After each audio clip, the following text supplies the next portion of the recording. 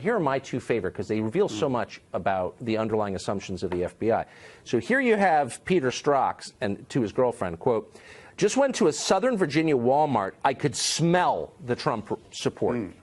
And then this, on election night, from an FBI employee, "Trump supporters are all poor to middle class, uneducated, lazy pieces of human feces that think he will magically grant them jobs for doing nothing. They probably didn't watch the debates, aren't educated on his policies, and are stupidly wrapped up in his unmerited enthusiasm."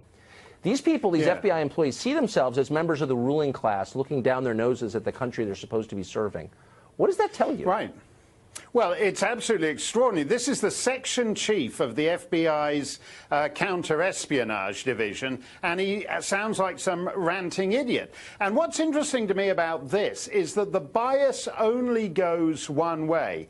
You can bet that if there had been one single email from any FBI or Department of Justice figure saying, I'm a bit sick of Hillary. I hope Trump wins on November, they would have put that in. Exactly. There isn't a single email here from any of these so-called policemen expressing anything other than not just the normal preference that people have for Democrats or Republicans, but in fact hyper-partisan fervor that is actually preventing them from acting as policemen. And that's what's extraordinary about it. I mean, I fell off my chair laughing. I mean, maybe it's because, as you can see, I'm in a sinister foreign country tonight, Tucker. I'm not like Sean Hannity just hanging out in Singapore. I'm in America's sworn enemy, the Dominion of Canada. We're going to come down and relaunch the War of 1812. So Lots of luck.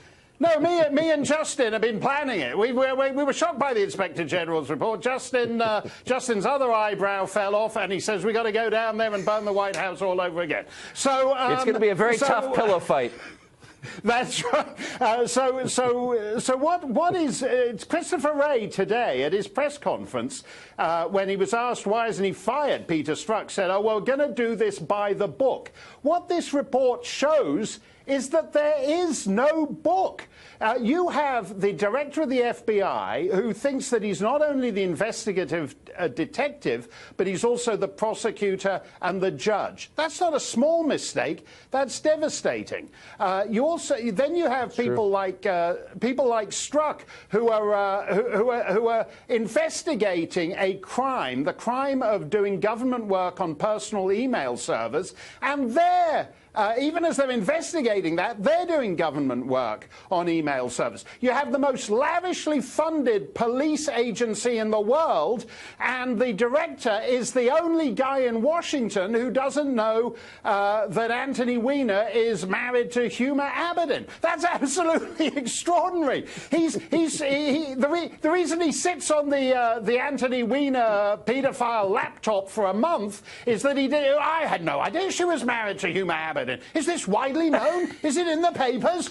They were married by Bill Clinton. You're the FBI director. This is why don't you just as I said, we're going to come down and relaunch the War of 1812. You should have the budget. They should be reduced to the budget of some Moose Jaw police department, and then they might be able to figure out whether who Huma Abedin's married to. The great Mark Steyn, improved even by your presence in Canada. You're helping that country just by being there. Mark Steyn, great to see you. Thanks a lot, Tucker. Thank you.